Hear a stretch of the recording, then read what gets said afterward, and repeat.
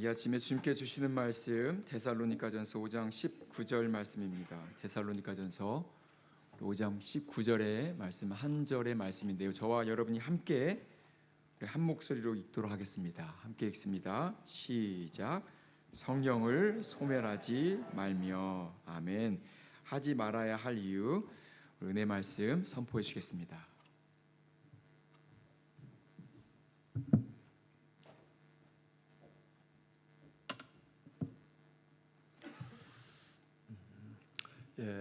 오늘은 성령 강림절입니다.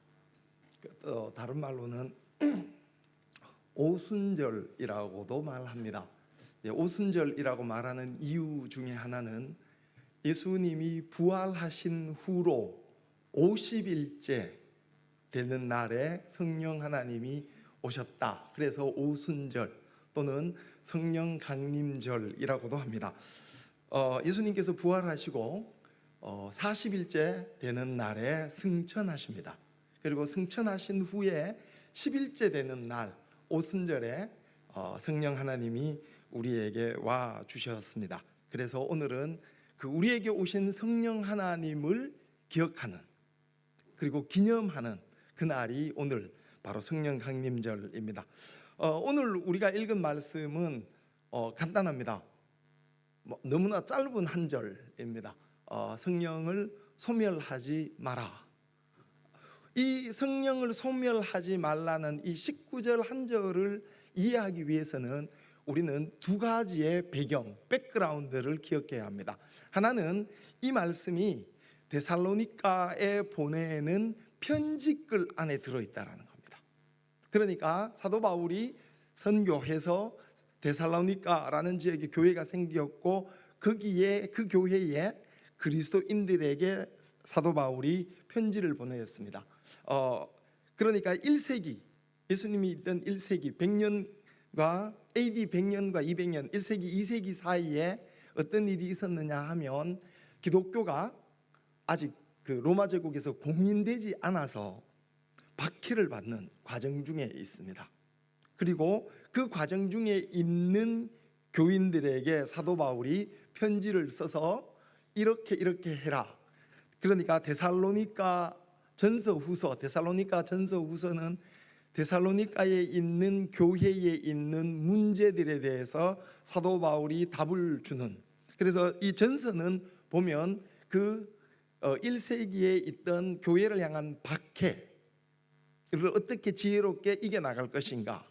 그리고 나서 특히 데살로니가전서 4장에서 5장 11절까지는 그 당시에 박해받고 죽은 순교당한 사람들 이들의 부활에 대한 이야기를 합니다.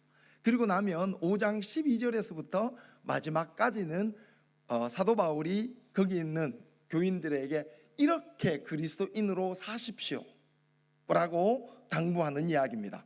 우리가 잘 아는 거 보면 여기 그런 말이 나올 겁니다. 아마 16절, 17절, 18절 보면 항상 기뻐해야 해라, 쉬지 말고 기도해라, 범사에 감사해라. 그리고 난 다음에 19절 성령을 소멸하지 마라.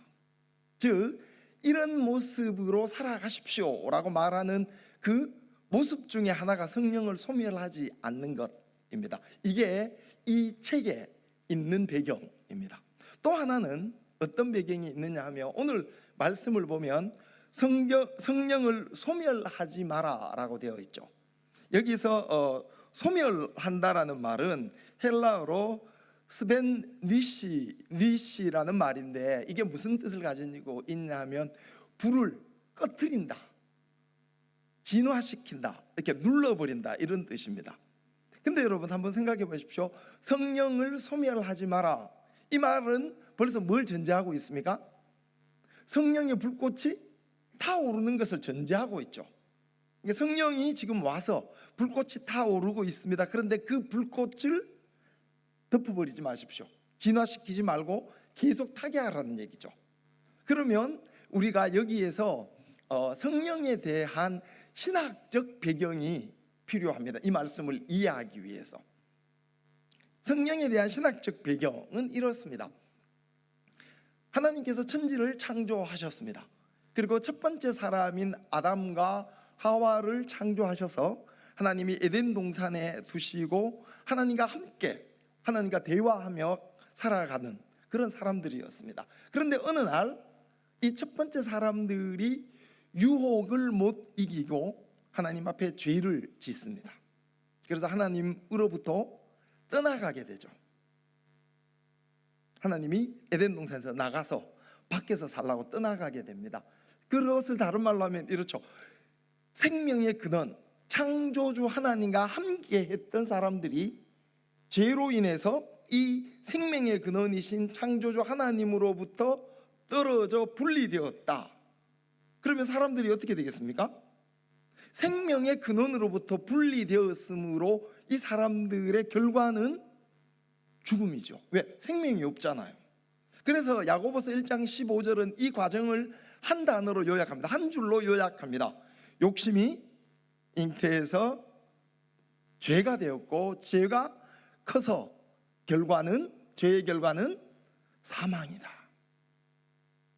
그래서 생명의 근원인 하나님으로부터 분리된 이 사람들, 죽을 수밖에 없는 이 사람들을 하나님이 사랑하셔서 어떻게 하면 얘네들을 다시 회복시킬 수 있을까? 다시 하나님과 함께 할 수 있을까? 이 과정을 하나님께서 어떻게 정리하시고 어떻게 회복하냐 하면 그의 독생자 하나밖에 없는 아들인 예수님을 보내서 예수님이 우리의 죄를 대신해서 죽고 부활하심으로 우리는 예수님을 통해서 예수님의 이름으로 다시 하나님과 함께 할 수 있게 되었다는 거죠. 그래서 우리는 이 과정을 구원, 죽을 수밖에 없는 사람들을 건져서 살려주셨다, 구원이라고 말합니다. 그래서 예수님의 죽음과 부활을 통해서 새롭게 되었다, 살게 되었다, 하나님과 함께 할 수 있게 되었다. 증거는 바로 성령 하나님입니다. 그것을 믿고 기도하고 믿음을 가지고 기도하고 있던 그 사람들에게 성령 하나님이 그들에게 와 주신 겁니다. 즉 예수 그리스도의 구원이, 십자가의 죽음과 부활의 그 놀라운 사건이 이루어졌다. 그래서 성령 하나님이 그것을 믿는 사람들에게 와주셨다. 성령 하나님과 함께 할 수 있게 되었다. 성령 강림, 성령께서 와주셨다. 강림은 정확히 표현하면 위에서 아래로 내려와 주신 거죠. 성령이 우리에게 와주셨습니다. 왜? 구원이 이루어졌기 때문에. 그러니까 성령 강림절은 다른 의미로 우리의 구원의 증거입니다. 예수 그리스도가 구원을 이루었다의 에비던스, 증거란 말이죠. 어떻게? 성령 하나님과 우리가 함께 하기 때문이죠. 이렇게 성령 하나님이 우리와 함께 하신다, 성령이 우리에게 와 있다, 이것이 배경이 된 다음에 그 다음에 뭐라 그럽니까? 그 성령을 소멸하지 마라, 불 끄듯이 꺼버리지 마라, 눌러버리지 마라 라고 말하는 겁니다. 이렇게 되면 우리는 성령 하나님과 동행하는 것, 살아있는 하나님과 함께 하는 것이, 하나님 없이 살던 사람들은 성령 때문에, 성령과 함께 구원 때문에 하나님의 말씀과 함께 살아가는 새로운 삶을 산다라는 겁니다. 이게 그리스도인의 삶이다. 왜? 구원받아서 성령과 함께 동행하고 있기 때문에. 자, 그런데 오늘 우리가 읽은 것처럼 소멸해버리면 어떻게 될까요? 불 끄듯이 팍 꺼버리면. 자, 한번 곰곰이 생각해 보십시오. 성령 하나님이 우리에게 와서 우리에게 어떤 일이 일어났는지, 무슨 일이 생겼는지, 그런데 그 사건을 불 끄듯이 꺼버리면 어떤 결과가 날 것인지. 그래서 오늘 사도 바울은 그 앞에 일어났던 신학적인 배경을 다 정리해서 성령을 소멸하면, 진화하거나 끄거나 눌러버리거나 무시하거나 하면 안 된다를 얘기하고 싶은 거예요. 왜 안 되는지를 생각해 보면 이렇습니다. 성령이 부활로부터 50일 후에 이 땅에 오셨습니다. 어떤 일이 생겼습니까? 사도행전 2장에 보면 그 성령이 오는 날을 묘사해 놓았죠. 어떻게 묘사합니까? 마치 하늘에서 불이 떨어지는 것처럼 모든 사람들 머리 위에 불이 보였다. 그리고 그들이 성령의 은혜와 능력을 힘입으니까 그들이 배우지도 않았던 방언을 말하게 되더라. 그렇게 어떻게 됩니까? 그 방언을 참을 수 없어서 사람들이 말하게 되고 베드로가 그거에 대해서 설명을 하죠. 그래서 우리가 2장 하반절로 가면, 끝으로 가면 베드로의 설교가 나옵니다. 사람들이 막 바뀌어 있습니다. 그렇게 설교하고 그렇게 성령이 역사하기 시작하니까 뭐가요? 믿는 사람들이 그 베드로의 설교를 듣고 예수가 우리의 구주입니다, 구세주입니다를 믿는 사람들이 생겨납니다. 놀랍게 생겨납니다. 하루에 3,000명이나 생겨납니다. 그리고 그것으로부터 시작해서 이 세상에 전혀 한 번도 있지 않았던 새로운 공동체, 교회가 생깁니다. 그러니까 교회의 생명력은 성령입니다. 성령으로부터 시작을 했거든요. 그리고 나서 우리가 사도행전을 쭉 다 읽어보면 어떤 일이 생기냐 하면 성령 하나님께서 이렇게 그와 함께 하는 사람들을 인도하셨다, 이런 일을 하게 하셨다를 계속 써나갑니다. 그런데 그 일이 어떤 일이냐를 가만히 종합해 보면 예수님이 하셨던 그 사역을 성령께서 인도해 주시고 능력을 줘서 그것을 믿던 그리스도인들이 그 예수님의 사역을 계속해 나갔다라는 겁니다.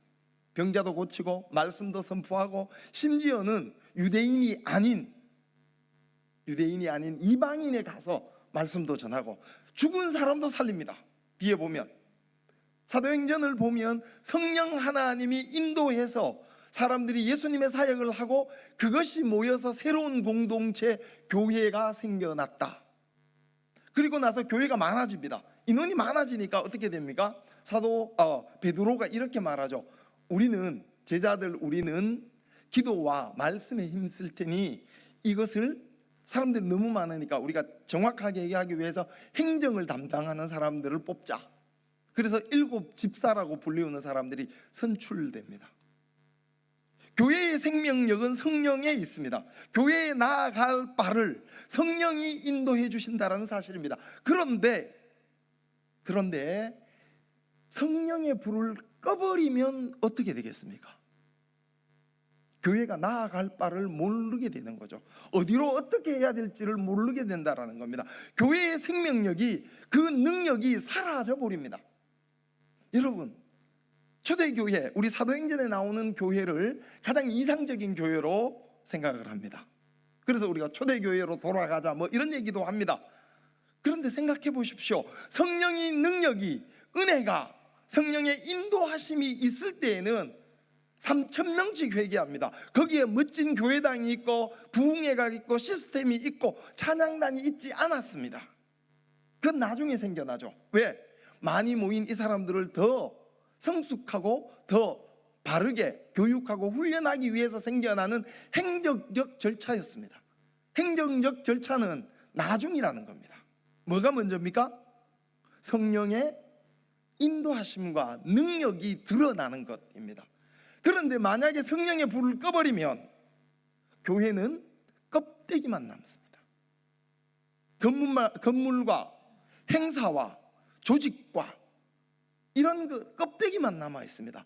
사도행전의 교회는 그런 거 없었습니다. 그런데 사람들이 모여서 어떤 문제가 생기냐, 어떤 문제가 아니라 어떤 놀라운 일이 생기냐면 자기 재산을 다 팔아서 함께 하자라고 할 정도의 놀라운 역사들이 일어납니다. 그래서 교회는 성령 없으면 껍데기만 남습니다. 여러분 생각해 보십시오. 우리 지역 사회에 좋은 사회적 모임들이 많습니다. 그죠? 뭐 로타리 클럽도 있고 이런 그룹도 있고 저런 그룹도 있습니다. 그들도 똑같이 토요일 날 모입니다. 주말에. 그리고 모여서 회비 내고 먹고 마시고 놀고 어떻게 됐는지 보고하고 다 합니다. 교회랑 뭐가 다릅니까? 다른 게 없습니다. 하나 다른 게 있다면 교회는 하나님의 살아계심이 움직여서 하나님의 말씀을 듣고 따라갈 때 교회의 정체성이 생겨난다는 겁니다. 여러분, 행정이, 조직이, 프로그램이 먼저가 아닙니다. 내 안에 성령 하나님이 살아나면 그의 역사하심이 나로 인해서 드러날 때 우리가 묻습니다. 아, 내가 이 공동체의 일원이구나. 그러면 하나님, 나의 자리는, 나의 역할은 여기서 무엇이겠습니까? 그래서 그가 성령 하나님의 인도하심을 따라갈 때 우리가 교회적인 용어로 하면 이렇죠. 한 교회의 지체로서 그 지체의 역할을 할 줄 아는 사람이 되는 겁니다. 그렇게 내가 이 교회에서 이 지체로 이 자리에서 이런 일을 할 수 있구나를 알게 되면 그때서야 조직이 생기고 행정이 생기고 구성이 이루어지는 겁니다. 구성 이루어 놓고 행정 만들어 놓고 하십시오. 아무도 안 합니다. 왜?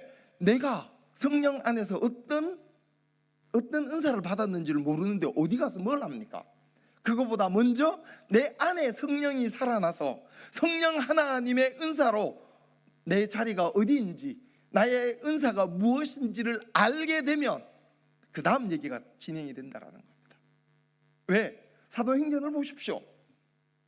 그들이 이런 교회당을 가졌습니까? 아니요. 읽어보면 모이는 자리가 없어서 시냇가 나무 밑에서 모입니다. 예배당 없습니다.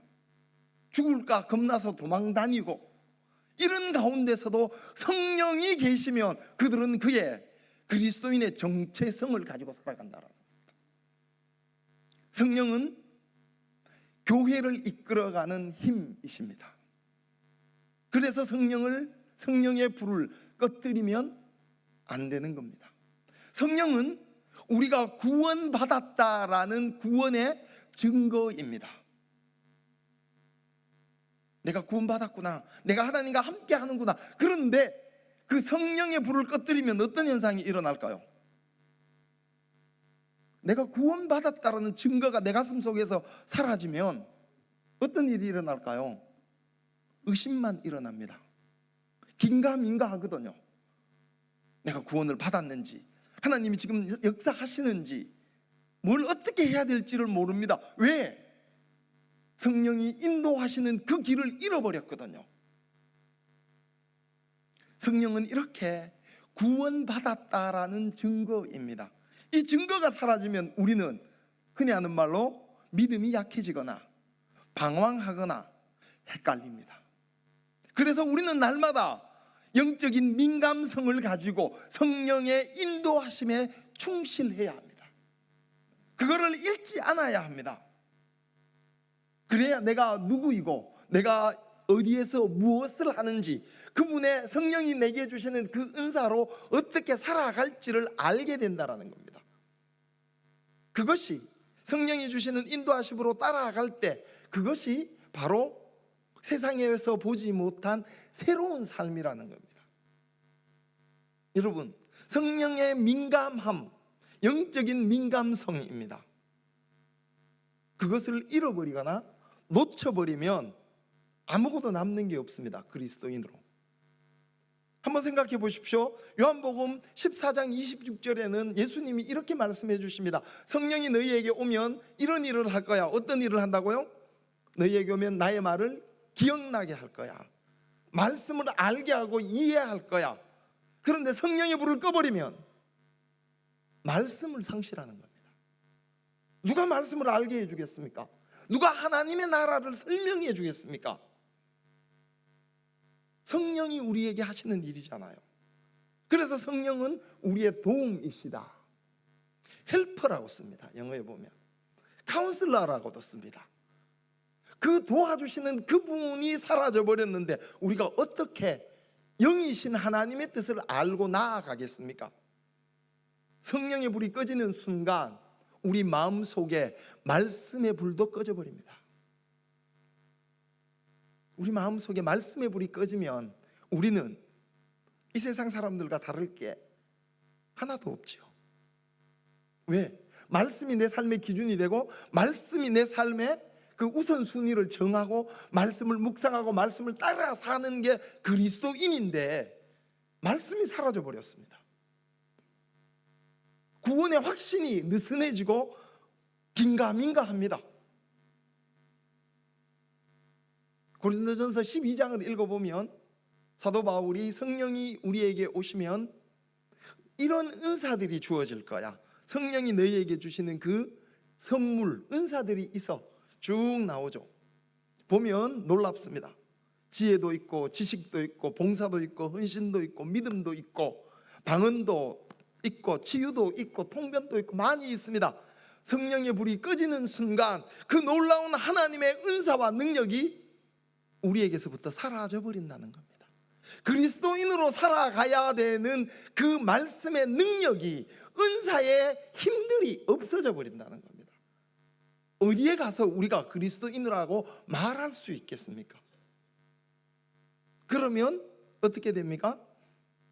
말씀도 없고 은사도 없고 구원의 확신도 없습니다. 성령의 불이 꺼지는 순간 그리스도인으로서의 정체성도 희미해지고 꺼져가 버리는 겁니다. 그래서 오늘 사도 바울은 말합니다. 성령을 소멸하지 마라. 꺼뜨리지 마라. 진화하지 마라. 모른 척하지 마라. 그 말씀을 따라야만 한다. 그래야 너네들이 이 땅에서 그리스도인으로 제대로 살아갈 수 있는 힘이 생긴다. 사도행전 1장 8절은 이렇게 말합니다. 예수님께서 성령이 너희에게 임하시면 너희가 권능을 받고, 영어 성경에는 파워라고 되어 있습니다. 권능을 받고 땅 끝까지 나의 증인이 된다. 나의 사람으로서 이것을 선포하며 살아간다라는 거죠. 여러분, 거기서 권능이란 말이 헬라어가 듀나미스라는 단어입니다. 그런데 그 듀나미스라는 단어, 파워라는 그 단어에서 영어 다이나마이트라는 단어가 나옵니다. 하나님의 능력은, 하나님의 은혜는 그냥 그런 있어도 그만 없어도 되는 그런 수준의 능력이 아니라는 겁니다. 다이나마이트처럼 폭발하는 놀라운, 우리가 감당할 수 없는 하나님의 능력과 은혜가 우리와 함께 한다라는 사실입니다. 성령이 나와 함께 있을 때 그 권능이, 그 은혜가, 그 권세가 내 안에 있다라는 겁니다. 그래서 우리는 성령의 불을 꺼뜨리지 않기 위해서 영적 민감성을 유지해야만 합니다. 성령과 함께 가야만 한다라는 거죠. 그랬을 때에 예수 그리스도의 증인으로 땅 끝까지 갈 수 있다라는 겁니다. 여러분, 우리의 삶은 그냥 그런 삶이 아닙니다.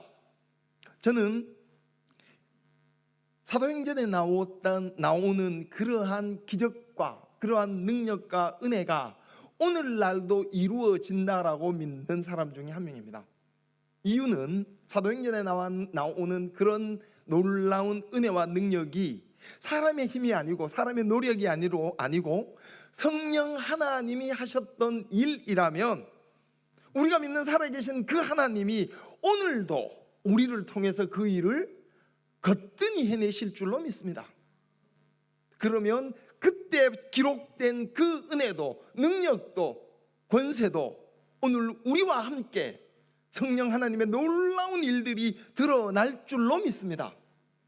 그것이 우리의 힘이고, 그것이 우리의 자랑이며, 그것이 구원받은 우리의 삶이라는 겁니다.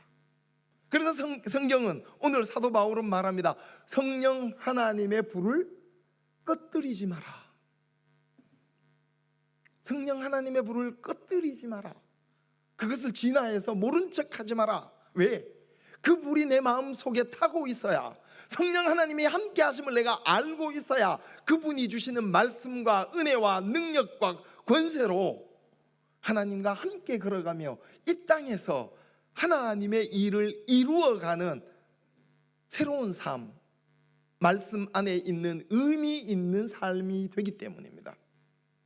이제 우리는 말씀 앞에서 이런 질문을 우리 자신에게 해보아야 됩니다. 과연 지금도 내 안에 성령 하나님의 그 놀라운 능력의 불이 타고 있는가? 내 안에 지금도 성령 하나님의 불이 거세게 타고 있는가? 마치 오순절 그날 성령이 불처럼 내렸던 그 불이 아직도 내게 있는가? 나를 들여다보아야 합니다. 만약에 그 불이 희미하거나 꺼져간다면 이런 질문을 해야겠죠. 주님, 내가 어떻게 하면 이 불을 다시 소생시킬 수 있겠습니까? 내가 어떻게 하면 주님의 그 구원의 그 증거인 성령과 함께 날마다 나아가겠습니까를 다시 질문해야 합니다. 각자의 상황과 환경에 따라서 그 성령의 불꽃이 활활 타시는 분도 있을 거고요, 뭐 그 정도인 분도 있을 거고요, 어떠면 미안하게도 죄에서 연기만 남으신 분도 있을 수 있습니다. 그렇다고 해서 우리가 믿는 그 예수 그리스도의 구원이 사라지지 않았기 때문에 이제 우리는 다시 오늘 이 말씀을 듣고 기억하고 되뇌이면서 내 안에 살아계신 하나님, 그 성령 하나님의 불길이 타 올라야만 합니다. 이것이 우리의 목표이고 우리의 삶입니다. 성령 하나님의 불꽃이 타오를 때 거기 능력이 있습니다. 성령 하나님의 불꽃이 타오를 때 거기 말씀이 살아납니다. 성령 하나님의 불꽃이 타오를 때 거기 우리가 나아가야 될 그 길을 알게 됩니다. 성령 하나님의 불꽃이 타오를 때 거기 우리 사랑의 교회 공동체가 나아가는 길이 보일 것입니다. 여러분, 성령의 불을 꺼뜨리지 마십시오. 당신의 가슴 속에 성령의 불이 날마다 타오르게 하십시오. 고린도전서 3장 16절은 이렇게 말합니다. 너희 몸이 성전인 것과 그 성전 안에 성령 하나님이 거하시는 성령 하나님이 거하신다는 것을 알지 못하느냐. 내 안에 계신 그 성령님의 불꽃을 타게 하십시오. 그리고 그 성령 하나님의 은혜와 능력과 인도하심으로 매일을 살아가십시오. 그러면 우리의 매일이, 나의 매일매일이 성령과 함께하는, 하나님의 말씀이 살아나고 능력이 드러나는, 그래서 우리의 삶이 끝나는 그날까지 하나님의 증인되는 삶을 살아갈 줄로 믿습니다. 성령 하나님은 여러분 안에 계십니다. 그 불꽃이 날마다 타오르시기를 축원합니다. 함께 기도하겠습니다. 살아계신 하나님, 감사드립니다. 예수 그리스도를 통하여서 우리를 구원하시고 그 구원의 결과로 성령 하나님이 나와 함께 하신다는 사실을 알게 하시고, 그 성령 하나님이 내 안에 계셔서 하나님, 성령 하나님의 그 은혜와 능력과 그 권능이 오늘도 나를 통해 드러나는 줄 믿습니다. 아버지 하나님, 영적 민감성을 회복하게 하시고 성령의 불길을 꺼뜨리지 않게 해 주십시오. 성령의 그 타오르는 불길과 함께 우리의 갈 바를 알게 하시고 말씀을 이해하게 하시고 은혜와 능력을 사용하여 살아계신 예수 그리스도를 땅 끝까지 전파하는 믿음의 증인들이 되게 인도해 주십시오.